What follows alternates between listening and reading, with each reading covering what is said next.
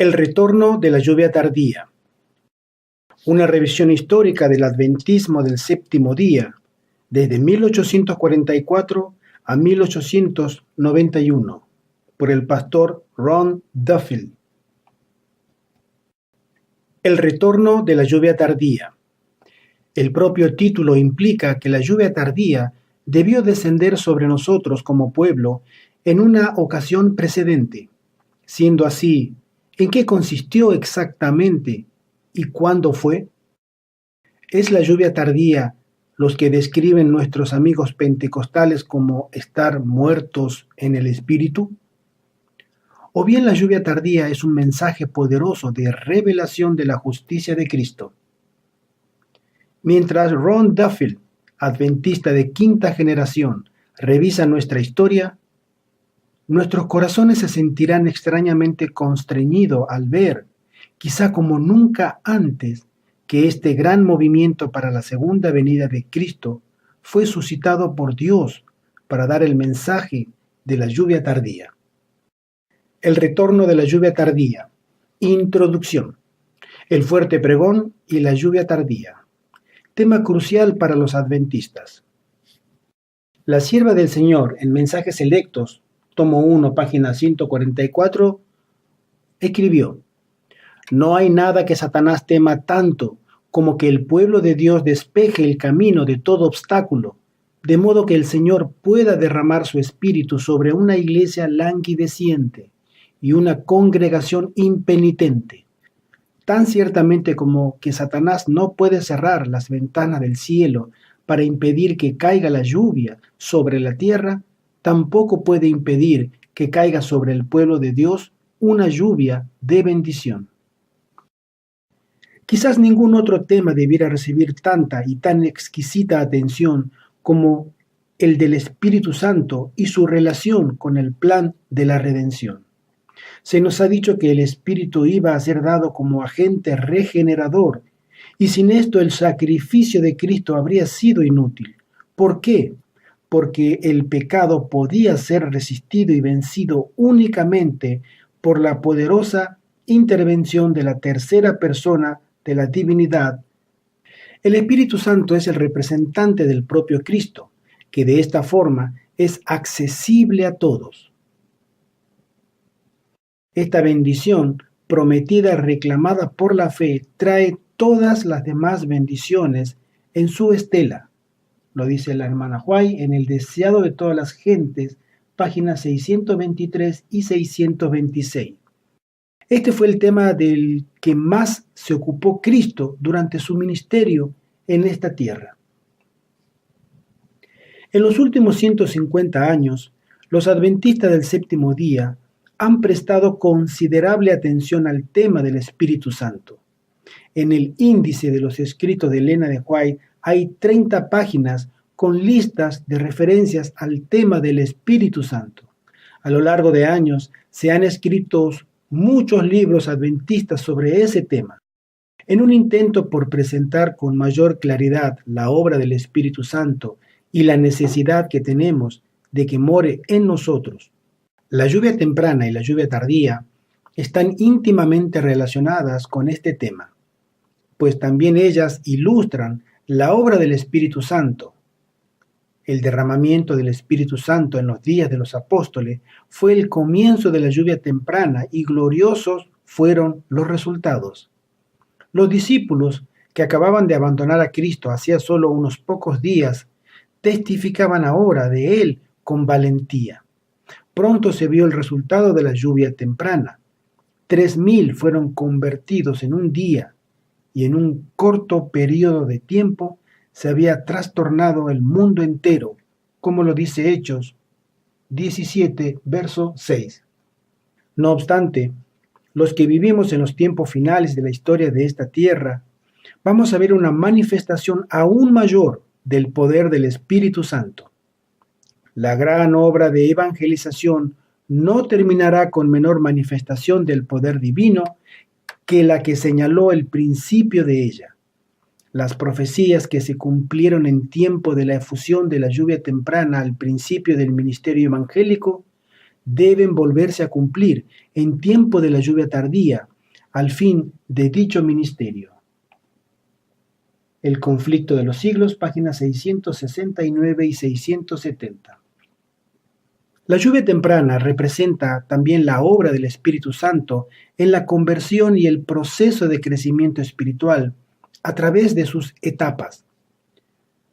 La sierva del Señor dice: la lluvia tardía que madura la cosecha de la tierra representa la gracia espiritual que prepara a la iglesia para la venida del Hijo del Hombre. Pero excepto que la lluvia temprana haya cumplido su obra, la lluvia tardía no podrá perfeccionar ninguna semilla. Testimonio para los ministros, página 506. No obstante, solo se puede comprender el significado pleno de la lluvia tardía al situarla en su marco adecuado en la teología adventista. Más bien que tratarse de otro ítem en la lista de creencias, la lluvia tardía está íntimamente asociada con la correcta comprensión de la purificación del santuario, el juicio final y los eventos de los últimos días, todo ello enmarcado en el tema del conflicto de los siglos. El fuerte pregón está estrechamente conectado con la lluvia tardía, ya que serán los que reciban los aguaceros celestiales quienes den el mensaje final de Dios al mundo. La sierva del Señor dice: es la lluvia, el refrigerio de la presencia del Señor, el potente pregón del tercer ángel, el que capacita al pueblo de Dios para proclamar poderosamente la verdad bajo las circunstancias más difíciles. Primeros Escritos, página 271. También agrega: en ese tiempo descenderá la lluvia tardía, o refrigerio de la presencia del Señor, para dar poder a la voz fuerte del tercer ángel y preparar a los santos para que puedan subsistir durante el plazo cuando las 7 postreras plagas serán derramadas. Primeros Escritos, páginas 86. Este último mensaje de clemencia que ha de darse al mundo es una revelación de su carácter de amor, el mensaje de la justicia de Cristo, el mensaje de la justificación por la fe, que es el mensaje del tercer ángel en verdad. Ese mensaje que Dios ordenó que fuera dado al mundo ha de ser proclamado en alta voz y acompañado por el abundante derramamiento de su Espíritu. Podemos mirar al futuro, al tiempo cuando se repetirán los sucesos del día de Pentecostés, aún con mayor poder que en esa ocasión. Juan dice: vi a otro ángel descender del cielo con gran poder, y la tierra fue alumbrada con su gloria. Apocalipsis 18:1. Y esta cita la hermana White la escribió en el Comentario Bíblico Adventista, volumen 6, página 1055. Una de las grandes razones para anticipar ese derramamiento es la perspectiva de unidad entre los miembros de iglesia, tal como sucedió en el día de Pentecostés. Ahora bien, esa unidad tiene que darse primero en la experiencia de la lluvia temprana, antes que se pueda derramar la lluvia tardía. La sierva del Señor escribió: necesitamos la iluminación divina. Su gracia transformadora en los corazones humanos conducirá a la unidad que aún no se ha logrado, ya que todos los que estén en Cristo tendrán armonía entre ellos. El Espíritu es el que crea la unidad. El Espíritu Santo glorifica a Dios al manifestarse en el carácter de los creyentes que le dedican su supremo afecto, y al revelar en ellos su carácter. Sus hijos ven claramente que jamás hubo en el mundo justicia alguna que no fuera la divina, y que en el mundo no existe ninguna excelencia que no derive de Dios. Cuando el Espíritu fue derramado desde lo alto, la iglesia se inundó de luz, pero Cristo era la fuente de esa luz. Su nombre estuvo en todos los lenguajes, su amor llenó cada corazón. Así sucederá cuando el ángel que desciende del cielo con gran poder ilumine toda la tierra con su gloria. Materiales de 1888, página 1017. Es fácil comprender por qué no hay nada que Satanás tema tanto como el derramamiento de la lluvia tardía. Si hubo algún tiempo en el que el derramamiento del Espíritu Santo sea necesario, es ahora. Debiéramos estar todos orando personalmente por la experiencia de la lluvia temprana y por la unidad que se va a dar entre nosotros en preparación para el derramamiento de la lluvia tardía. Es sólo así como podremos tener una voz unida con la que proclamar el fuerte pregón. Sobre la unidad. Pero una mirada a la situación actual de nuestra querida Iglesia Adventista del Séptimo Día nos dice que estamos lejos de estar unidos y quizás hemos entrado en un tiempo de zarandeo. De una parte, se han organizado algunos grupos disidentes y varios ministerios independientes que se autodenominan adventistas históricos, al tiempo que llaman Babilonia a la iglesia organizada.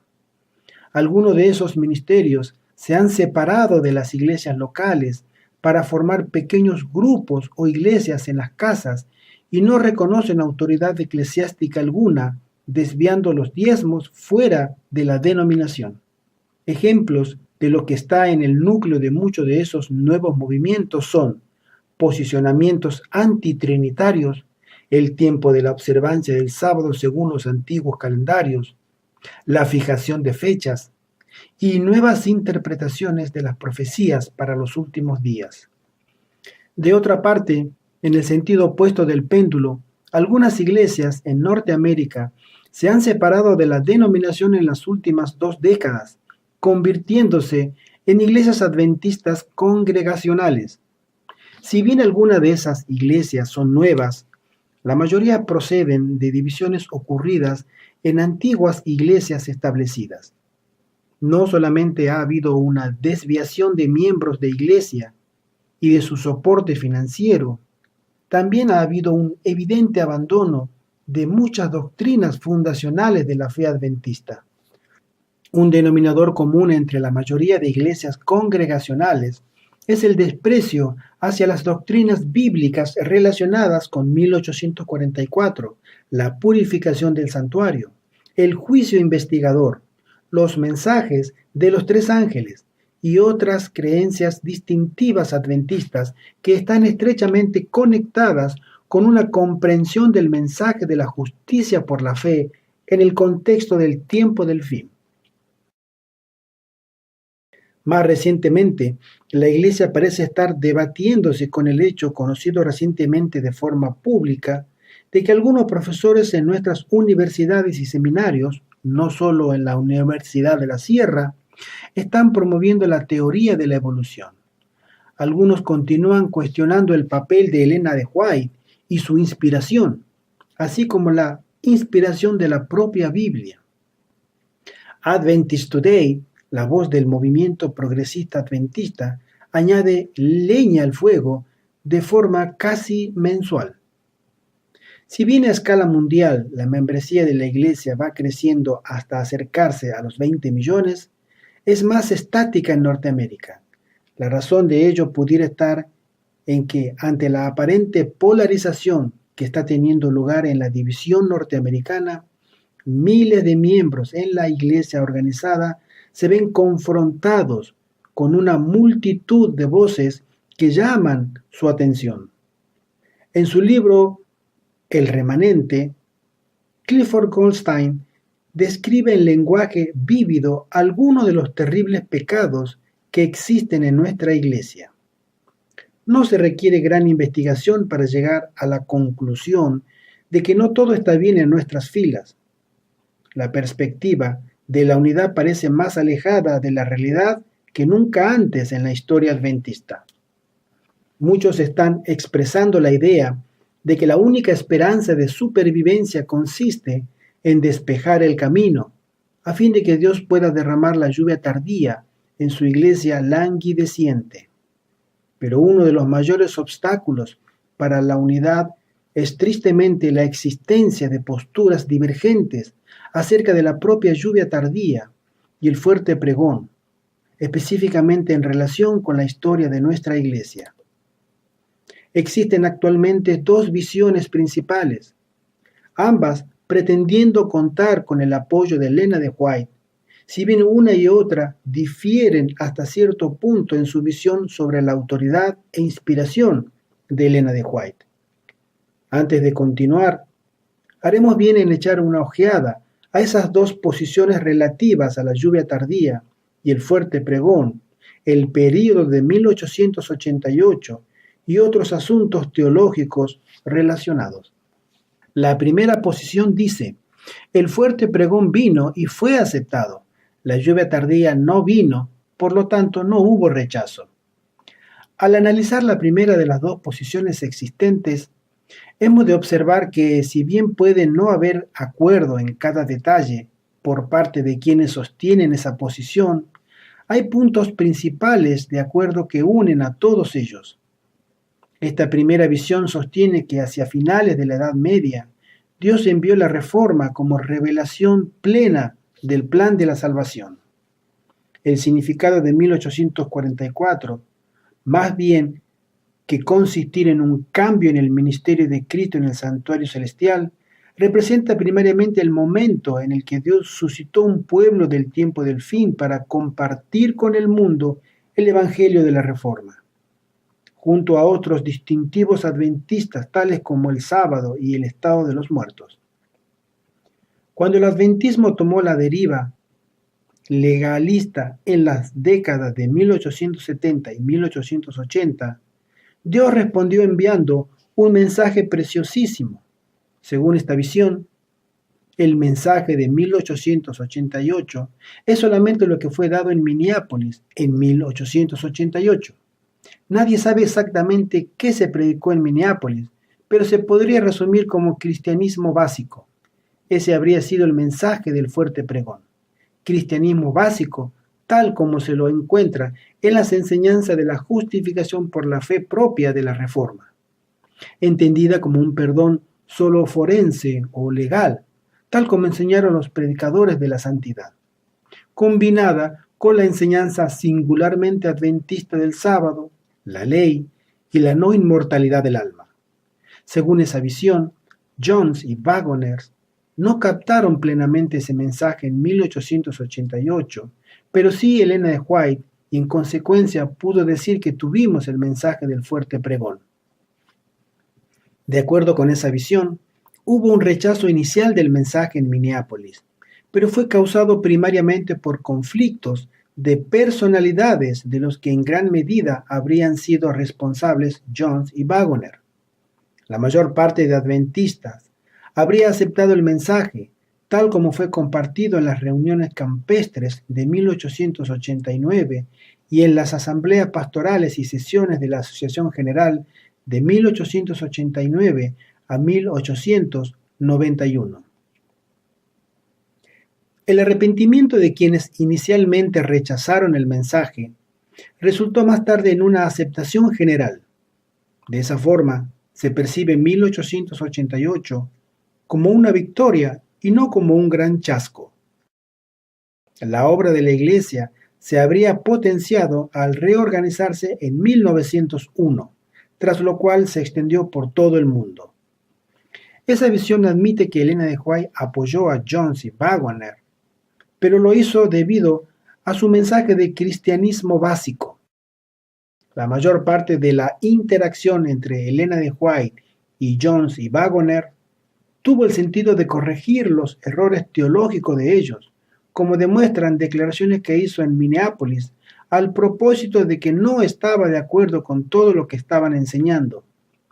Aunque Elena de White nunca identificó las áreas en las que no estaba de acuerdo, quienes mantienen esta visión aportan numerosos ejemplos en los que la teología de Jones y Waggoner se apartaba del Evangelio de la Reforma.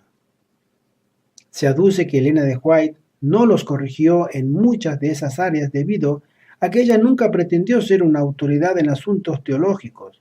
Su intención era simplemente llevar a las personas a la Biblia. Quienes sostienen esa visión sugieren que uno de los principales errores teológicos enseñados por Jones fue el que la lluvia tardía había comenzado en 1892. Jones dicen, suscitó esa idea porque estaba convencido de que Anna Rice había recibido el don de la profecía en cumplimiento del capítulo 2 de Joel, mientras que Elena de White, por el contrario, dijo que solo fue el fuerte pregón lo que comenzó, pero no la lluvia tardía.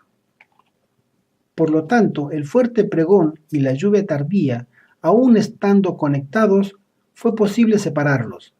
La lluvia tardía sería el poder dado para proclamar el mensaje del fuerte pregón. Según eso, el mensaje del fuerte pregón comenzó hace unos 100 años y fue aceptado, pero la lluvia tardía nunca comenzó, debido en parte a la desunión de la iglesia causada por Jones y Waggoner. Esa visión afirma que, puesto que la lluvia tardía no comenzó en 1888, no hay necesidad alguna de arrepentimiento por haberlo rechazado, sino más bien de orar para que sea derramada en un futuro próximo. Así, la Iglesia no ha estado vagando en el desierto en espera del regreso del Señor, sino que ha estado prosperando, como lo corrobora la presencia de instituciones adventistas esparcidas por todo el mundo, así como una membresía que supera los 16 millones. Incluso, si como pueblo pudiéramos ser parcialmente responsables por la demora en la segunda venida del Señor, sin duda alguna la principal responsabilidad corresponde a Dios, o bien a eventos mundiales sobre los que carecemos de control. Si bien algunas de esas visiones sobre el fuerte pregón aparecieron en la década de 1890, con algunos de los participantes en los acontecimientos de aquel periodo, muchas de esas visiones se han presentado de forma prominente después de comenzada la década de 1930.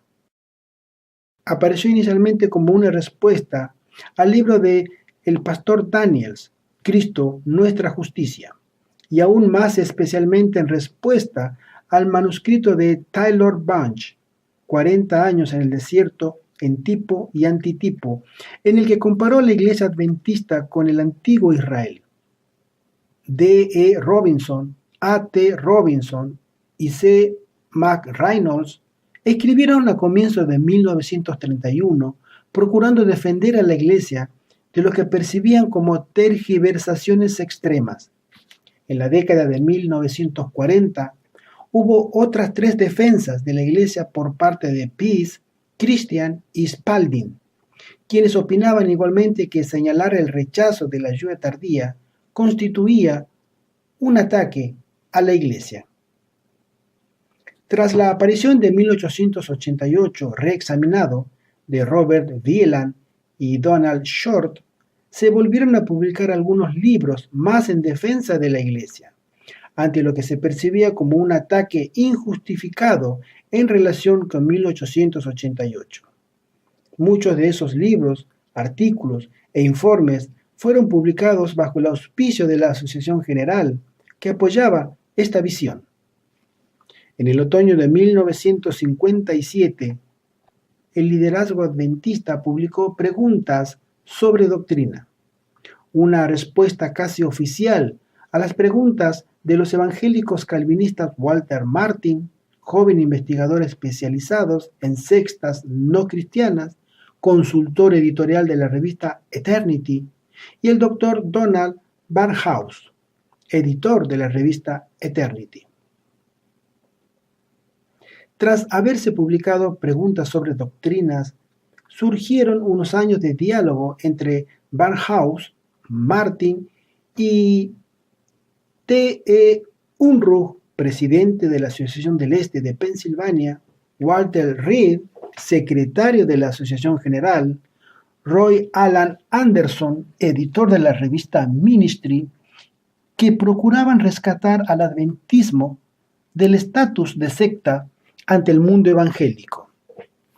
Tras haberse publicado Preguntas sobre Doctrina, la mayor parte de los libros publicados en la Iglesia relativos a 1888 se adhirieron a una nueva comprensión de la historia de 1888, del mensaje de 1888 y de cuál fue la causa de la caída de Jones y Waggoner hacia finales del siglo.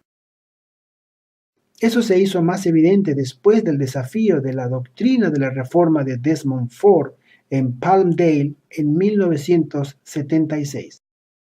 En los 35 años pasados desde entonces, la mayoría de las publicaciones producidas y financiadas por la Iglesia en relación con el fuerte pregón y la lluvia tardía en el contexto de 1888 han continuado en esa misma línea de comprensión.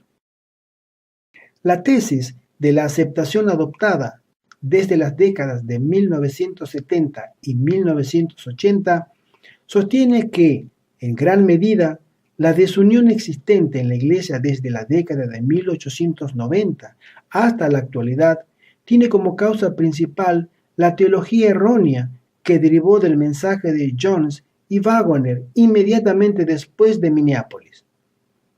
Sería básicamente esa misma teología, su comprensión del Evangelio, la que los llevaría finalmente a salir de la Iglesia.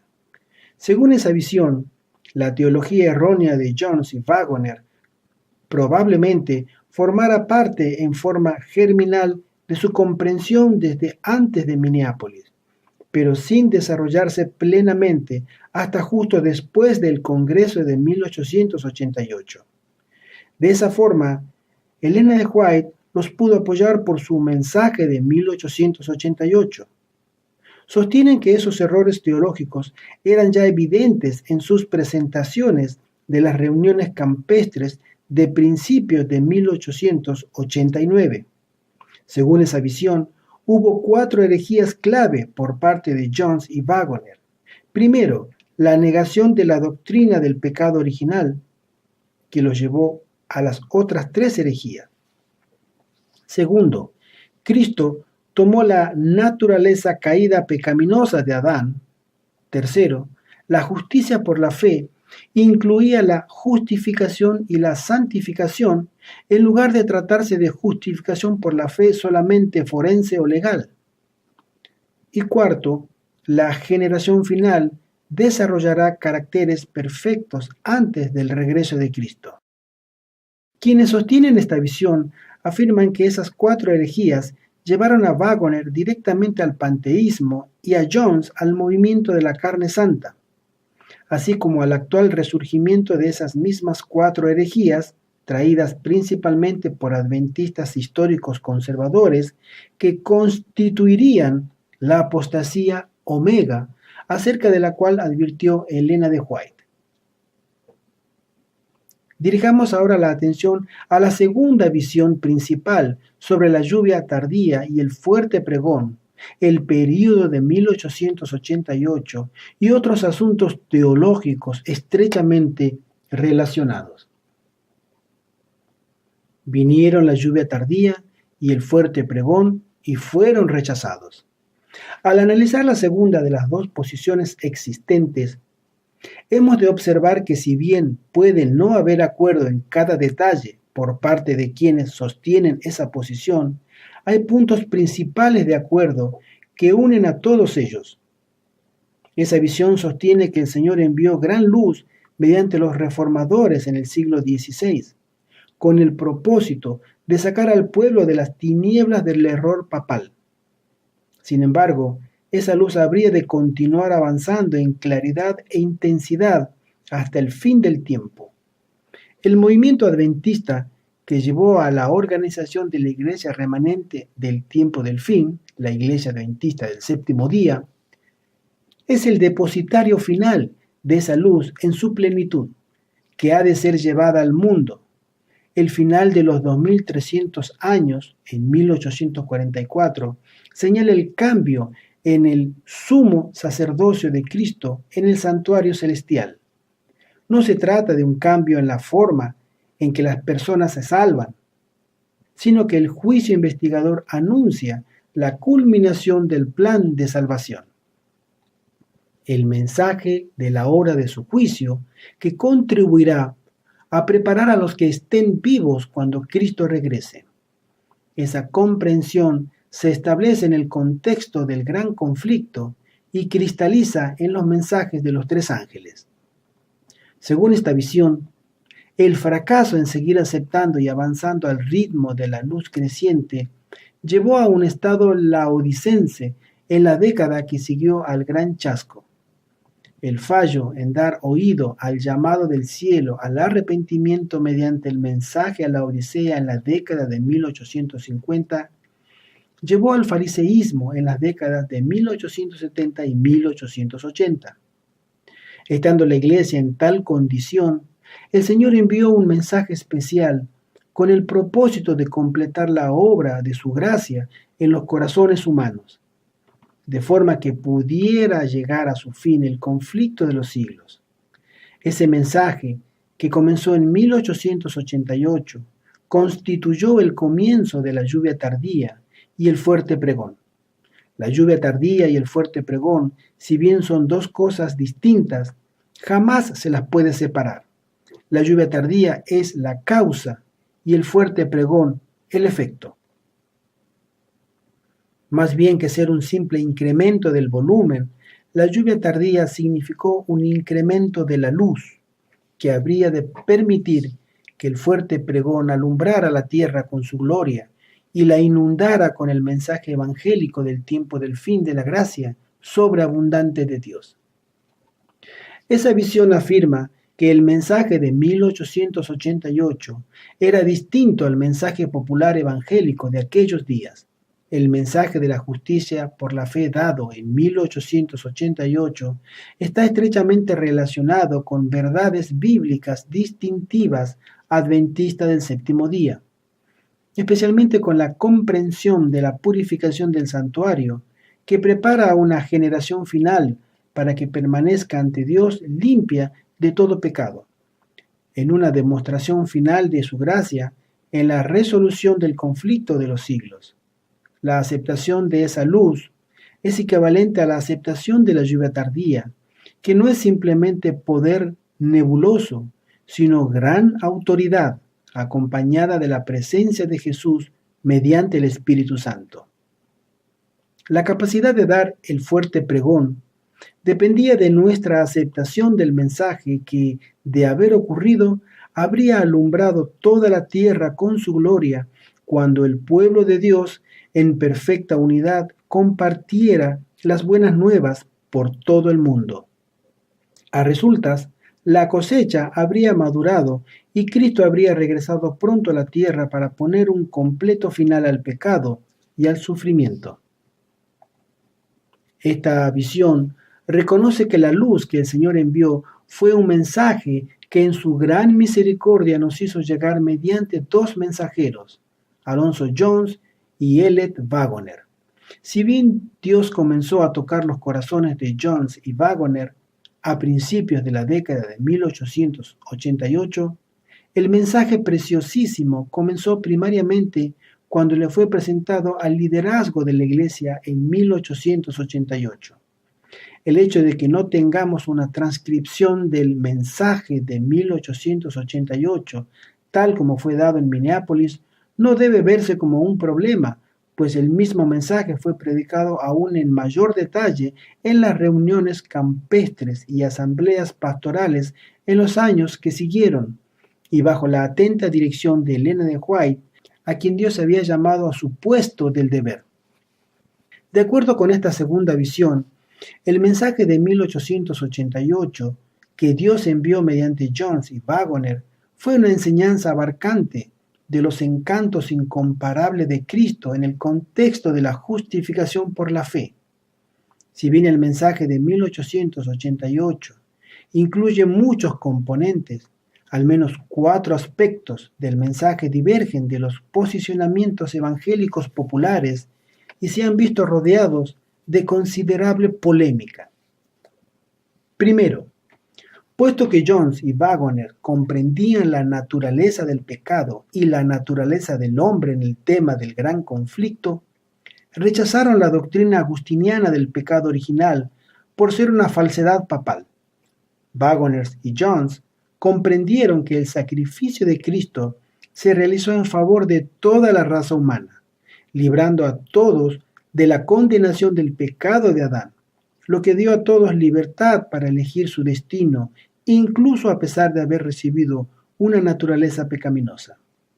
Segundo, Jones y Wagoners comprendieron que Cristo tomó sobre su naturaleza divina sin pecado nuestra naturaleza humana pecaminosa a fin de salvar al hombre del pecado. Tercero, comprendieron que la justicia por la fe fue más que una simple declaración legal y que incluía ambas cosas, justificación y santificación.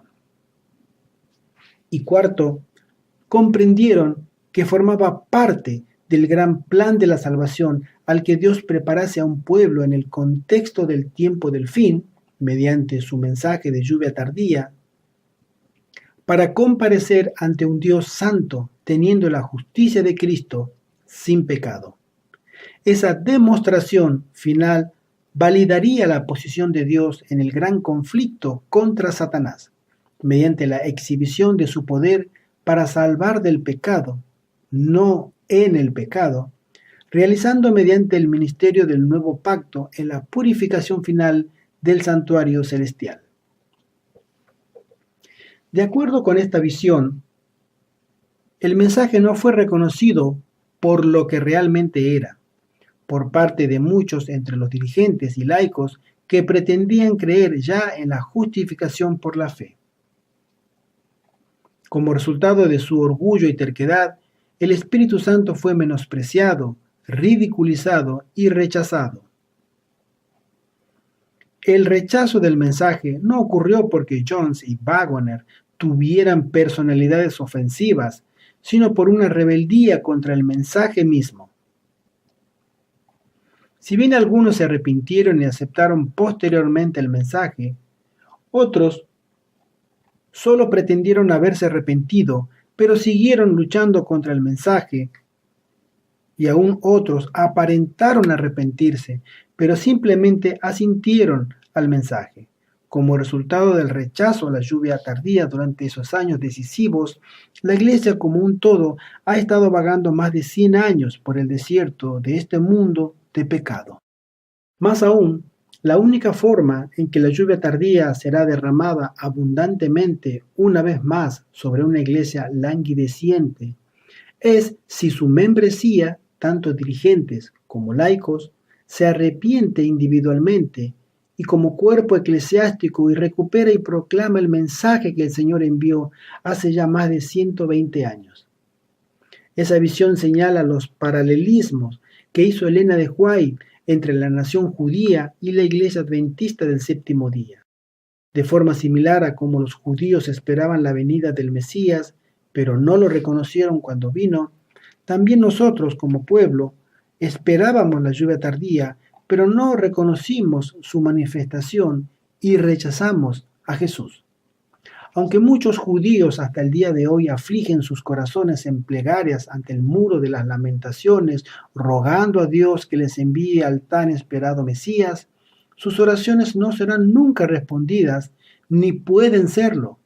No, hasta que reconozcan que el Mesías ya vino y con una comprensión clara se arrepientan de su incredulidad. De igual forma, nosotros como pueblo hemos orado por el derramamiento del Espíritu Santo por más de 120 años, desde 1888. Pero Dios no puede responder nuestras oraciones hasta que reconozcamos y admitamos el pecado de nuestros antepasados, incluyendo todos estos años de negación desde entonces. Admitir la verdad de nuestra historia nos salvará de perpetuar sus errores y nos llevará a un profundo arrepentimiento por nuestra propia incredulidad personal. Esa visión señala igualmente las numerosas declaraciones de apoyo que Elena de White dio a Jones, a Wagoner y al preciosísimo mensaje de la justificación por la fe enviado a través de ellos. Cuando Jones y Wagoner cometieron errores, puesto que ambos eran hombres falibles, Elena de White procuró corregirlos, dándoles consejos específicos relativo al punto en el que se habían equivocado.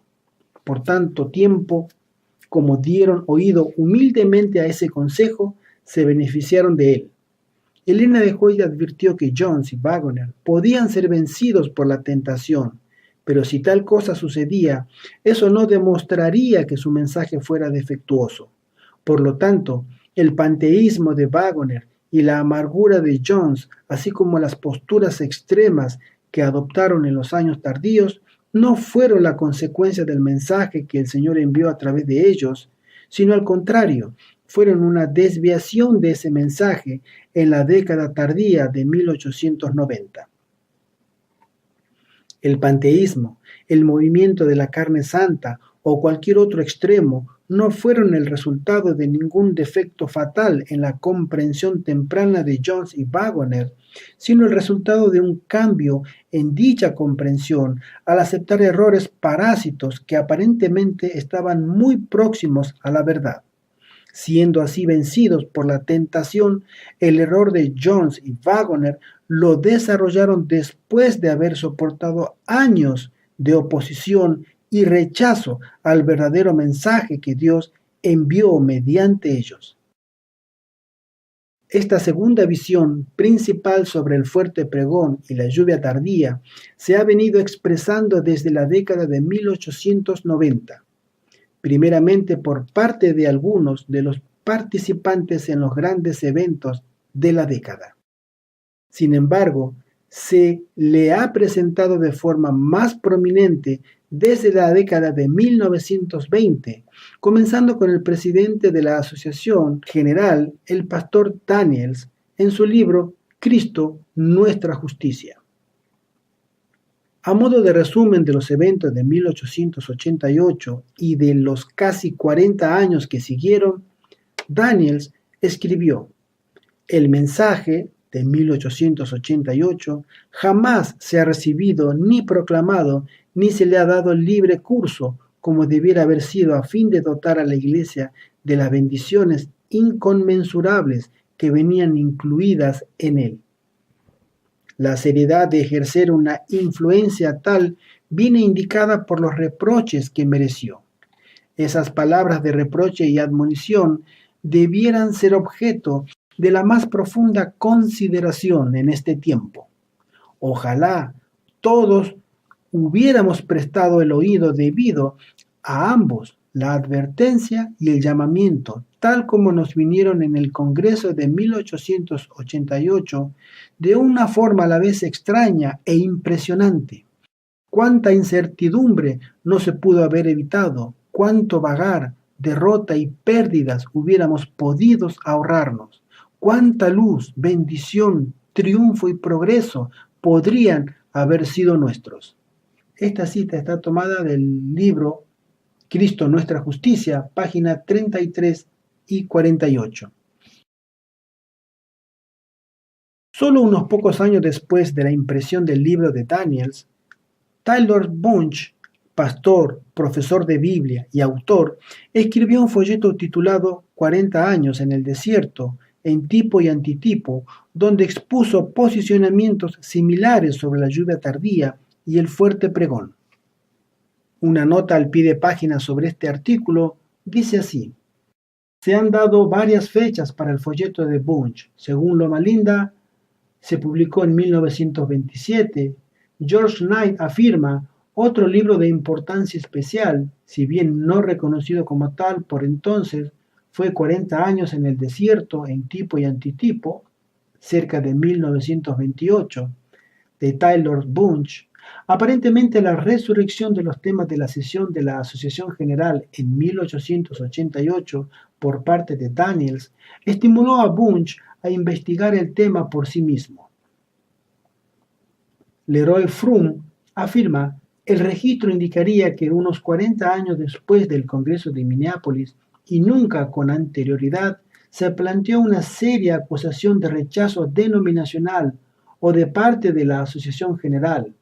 Se la encuentra en un folleto publicado de forma privada, sin fecha, hacia el final de la década de 1920, titulado El Éxodo y el Movimiento Adventista, y el autor, un pastor bien conocido, evangelista y profesor de Biblia, si bien apoyando su posición en los testimonios y la Review and Herald, no aporta evidencia documental alguna para sus atrevidos acertos de rechazo.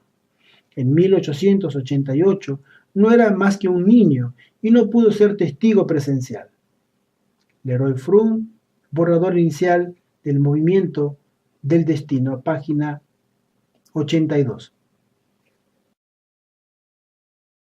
En aquellos estudios, Bunge fue más detallado que Daniels. Cuando llegó a la experiencia de Cades Barnea del antiguo Israel, Bunge le explicó al Congreso de Minneapolis de 1888 y a lo que siguió cuando la Iglesia retrocedió para vagar por el desierto. Bunge declaró que se habría rechazado la lluvia tardía y que los problemas de 1888 no se resolverían hasta que no se los trajera ante el pueblo a fin de que éste comprendiera lo que realmente había sucedido. El mensaje de la justicia por la fe se predicó con poder por más de 10 años, periodo durante el cual la crisis de Minneapolis se mantuvo ante los dirigentes. Ese mensaje trajo el comienzo de la lluvia tardía. El tiempo de prueba está precisamente ante nosotros, pues el fuerte pregón del tercer ángel ya ha comenzado en la revelación de la justicia de Cristo, el Redentor que perdona los pecados. Este es el comienzo de la luz del ángel, cuya gloria llenará toda la tierra. ¿Por qué no continuó el derramamiento de la lluvia tardía? Porque el mensaje que la traía se dejó de predicar. Muchos lo rechazaron y pronto murió en la experiencia del pueblo adventista. Y el fuerte pregón murió con él. Podrá recomenzar solamente cuando reviva y se acepte el mensaje que lo trajo. Justo antes del fin, el pueblo adventista revisará su historia pasada y descubrirá en ella una nueva luz. Debemos estudiar y comprender los antitipos de las dos experiencias de Cades Barnea del antiguo Israel y aprender de los errores de nuestros padres, especialmente durante la crisis de 1888. Debemos reconocer y confesar los errores de nuestros padres y asegurarnos de no repetirlos, demorando así todavía más el triunfo final del movimiento adventista. Se debe revisar y estudiar la historia del pasado a la luz de esas equivocaciones y su consecuencia en la prolongada demora del regreso de Cristo. Tyler Bunge, El éxodo del movimiento adventista en el tipo y antitipo. Él escribió: esta serie es de un valor especial para hacer frente a apóstatas y movimientos divergentes y para establecer a los adventistas del séptimo día en la fe que ha sido una vez dada a los santos. Es lamentable que otros más puedan haber visto esa obra simplemente como un ataque contra la Iglesia y como causa de diversos movimientos divergentes.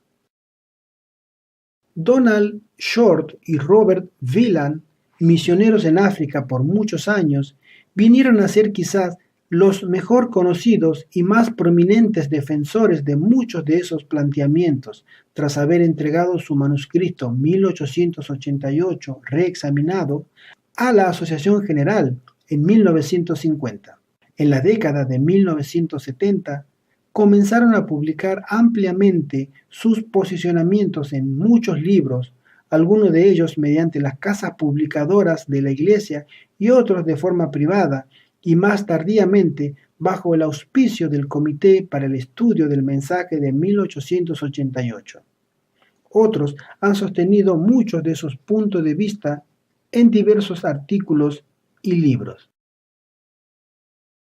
El gran dilema. Soy adventista de quinta generación. Mi tatarabuelo asistió al Congreso de la Asociación General de Minneapolis en 1888 y posteriormente fue el presidente de la Asociación de Wisconsin por un breve tiempo.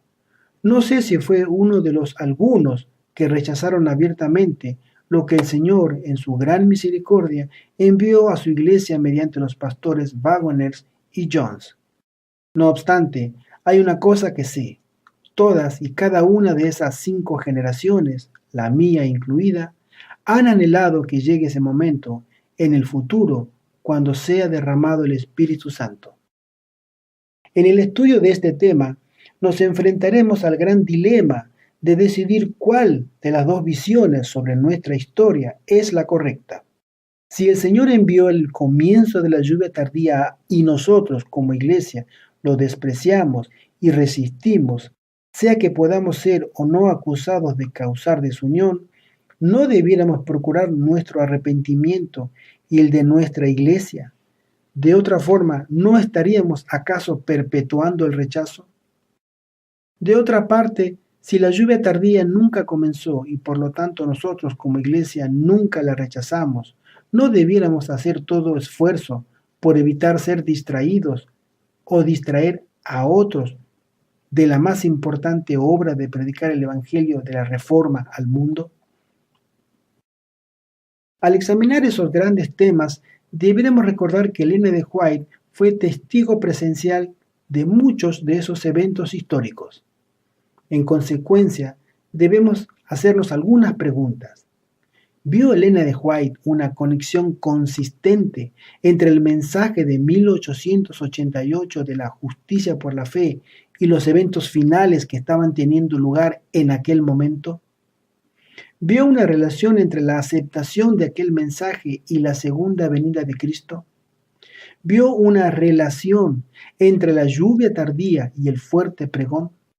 En la descripción que hizo de lo que estaba teniendo lugar, ¿separó la lluvia tardía del fuerte pregón? ¿Podía comenzar el uno sin el otro? ¿Podía ser aceptado el uno y no el otro?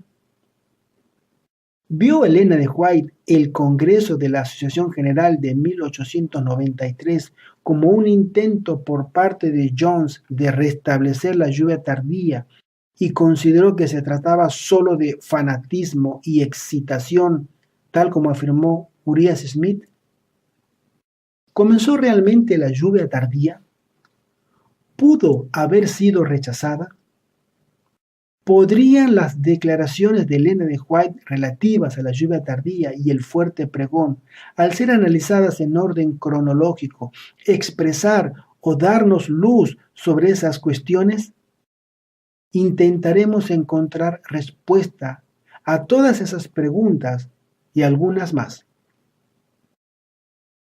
El retorno de la lluvia tardía comenzó como una simple, aunque singular, recopilación de citas de Elena de White sobre el tema de la lluvia tardía y el fuerte pregón entre los años 1840 y el final de su vida en 1915. Encontrarás esas declaraciones a lo largo del libro en orden cronológico, salvo en unas pocas excepciones. No están listadas todas las declaraciones de Elena de White sobre la lluvia tardía y el fuerte pregón, pero sí una extensa recopilación de ellas. Cada capítulo sigue una progresión cronológica y trata de los asuntos relevantes durante aquel período particular en relación con la lluvia tardía y el fuerte pregón. Se debe mencionar que a medida que avanzaba el manuscrito de este libro, he ido añadiendo nueva información contextual a fin de proveer respuestas a cuestiones suscitadas por los eventos históricos, así como respuestas a cuestiones suscitadas por libros adventistas que se han publicado con posterioridad a dichos eventos. Al tratar la historia adventista de 1888, se ha perdido frecuentemente de vista el contexto, al menos por parte de algunos que han entrado en esta discusión. En consecuencia, se incluyen aquí algunas citas largas con el propósito de retener la plenitud del contexto, lo que permitirá que el lector pueda llegar por él mismo a conclusiones mejor informadas. El retorno de la lluvia tardía es el resultado de un estudio personal sobre este importante tema. Está basado en fuentes originales que incluyen a Elena de White, Alonzo Jones, Elliot Waggoner y otros, permitiendo de ese modo que la historia hable por ella misma. El autor ha procurado leer la mayor parte del material impreso sobre el tema, para estar seguro de no pasar por alto nada importante. Agradezco las oraciones y el consejo dado por muchos otros que han ayudado en esta labor. Aunque nunca fue mi intención escribir un libro, este estudio ha sido una bendición para mi vida y lo comparto con la esperanza de que sea una bendición para otros. No obstante, como sucede con muchos libros, no todos compartirán todas las conclusiones contenidas en este estudio. Dicho lo anterior, el autor no pretende infalibilidad alguna. El presente es un libro en progreso. Hay mucho más material por añadir, no solo a nuevos capítulos en el futuro, sino también a los capítulos que tienes en tus manos. Eso va a demandar correcciones ulteriores, así como ciertos ajustes finos. La motivación detrás de este estudio es la necesidad de comprender nuestra historia correctamente. Así dice la bien conocida declaración de Elena de White escrita en 1892. No tenemos nada que temer por el futuro, excepto que olvidemos la forma en que Dios nos ha conducido y su enseñanza en nuestra historia pasada. Testimonio para los ministros, página 31. Nos recuerda también que la causa de la caída de Israel fue haber olvidado su historia. Ella escribió: la razón por la que los hijos de Israel olvidaron a Jehová fue porque subió una generación a la que no se había instruido en relación con la gran liberación de Egipto por la mano de Jesucristo. Sus padres no les habían repetido la historia de la custodia divina que había estado sobre los hijos de Israel en todos sus viajes por el desierto. Los padres habían sido negligentes en la preciosa obra que el Señor les había encargado y fracasaron en instruirlos en relación con el propósito de Dios hacia su pueblo escogido.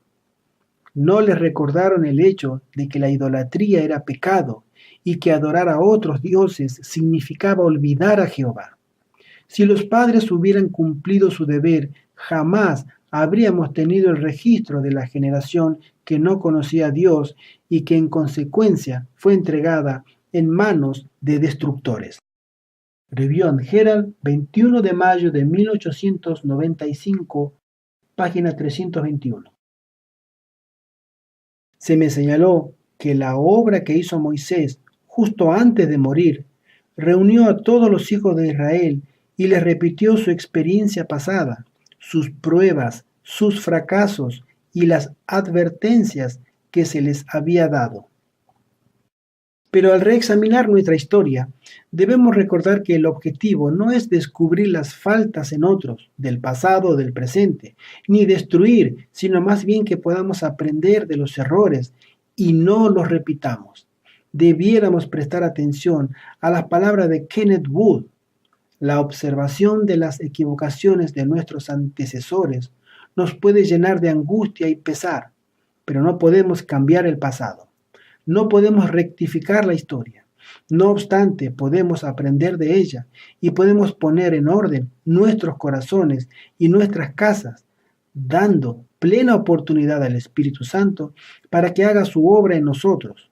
Solo en la medida en que nos relacionemos correctamente con el mensaje de la justicia por la fe, podemos esperar hoy el derramamiento de la lluvia tardía y la finalización de la obra.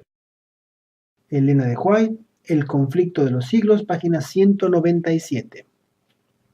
Esto me lleva al punto siguiente. Como ha sucedido siempre, Satanás intenta hacer descarrilar todo movimiento de reforma mediante alguna falsificación o forma de fanatismo. Una mirada rápida a nuestra historia adventista demuestra la veracidad de lo dicho. Satanás envió falsificaciones antes y después de 1888. Lo hizo al inicio de la década de 1920, señalando a 1888, pero al mismo tiempo pretendiendo que la iglesia adventista es Babilonia. Lo mismo sucedió en las décadas de 1930 y 1940. Desde la década de 1950 se han dado otras formas de fanatismo, evocando a 1888 y llamando a salir de la iglesia. Satanás ha hecho todo eso a fin de desviarnos del auténtico llamado de Dios a reexaminar nuestra historia con el fin de que seamos sanados. Afirmémoslo con claridad: la iglesia no es Babilonia. oirá finalmente el llamado del testigo fiel y mediante los divinos remedios llegará a estar preparada para la gran boda. Cristo tendrá finalmente una esposa sin mancha ni arruga. ¿Cómo? Vistiendo el ropaje inmaculado de la justicia de Cristo. Por favor, recuerda que este libro no debe ser empleado para atacar a la iglesia adventista. No debe ser empleado con fines proselitistas para atraer a las personas hacia algún grupo separado. El propósito es que sea leído con oración por parte de dirigentes adventistas, educadores y laicos motivados a fin de procurar una mejor comprensión de nuestra propia historia. Amén.